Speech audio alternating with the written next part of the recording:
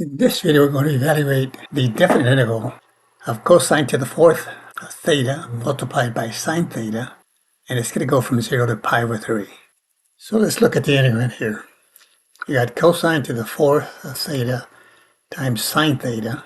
We know the derivative of cosine is minus sine, so we can try a U substitution. Let u equal to cosine of theta. Then du would equal the derivative of cosine, which is minus sine of theta. Then we got the d theta. So that means this sine theta d theta can be replaced by minus du. We solve this here, sine theta d theta, by multiplying both sides by a negative here. This becomes a positive there. We got the minus over here. So again, anytime you're given a definite integral to evaluate, if you don't use a U substitution, you can stay with the same limits of integration, in this case from 0 to pi over 3. Or you can use a U substitution here and just get the value of the integral. Don't use the U substitution, just use the U substitution only to get the integral, and then just go back to theta and keep these. But if you go throughout, so in this case, let's do it this way. We integrate this, and cosine theta to the fourth, and cosine theta is u. So this would be u to the fourth. So make the substitution here, and then sine theta d theta, that's minus du. So replace this by minus du. And I'll take the minus out here. And then I could go back to cosine theta d theta and go with the same limits. I always like to change the limits in terms of u. So this is the integral of theta equals 0 to theta equals pi over 3.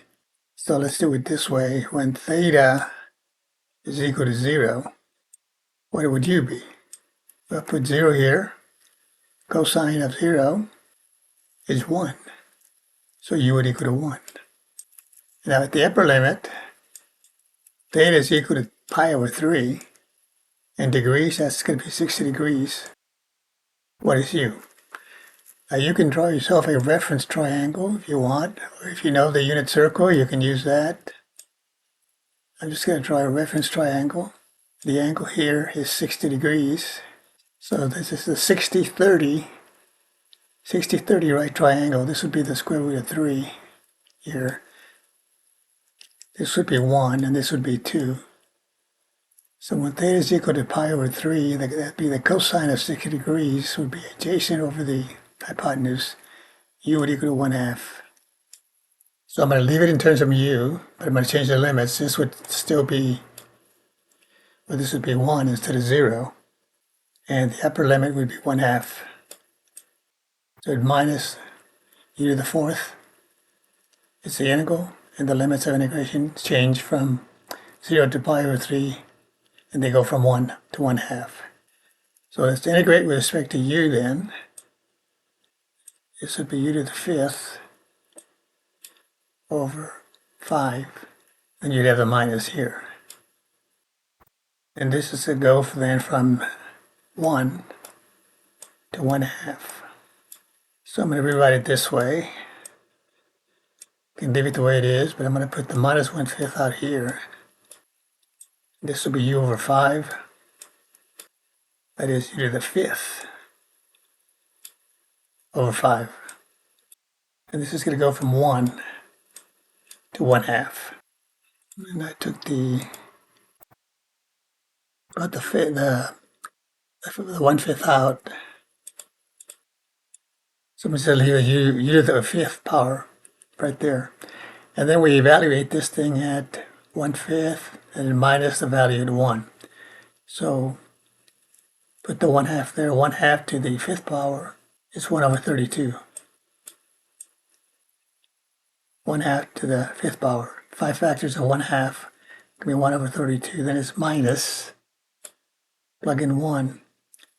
1 to the fifth is 1. And then we got 1 over 32 minus 1. So the 1 I can write as 32 over 32 to get the same denominator. And this is equal to, again, minus 1/5. 32 over 32, so we've got 1 over 32, so subtract 1 over 32 minus 32 over 32. This is going to be a minus 31 over 32. And that's multiplied by minus 1/5. So negative times a negative will give me a positive 31 on top. And then the 5 times 32 here will give me 160. So that's the value of the definite integral, 31 over 160. You can divide by the 160. If they ask for an approximation, you can run it out to decimal 194, 0.194, or you can leave it as an exact answer. Thanks for watching. We'll see you next time.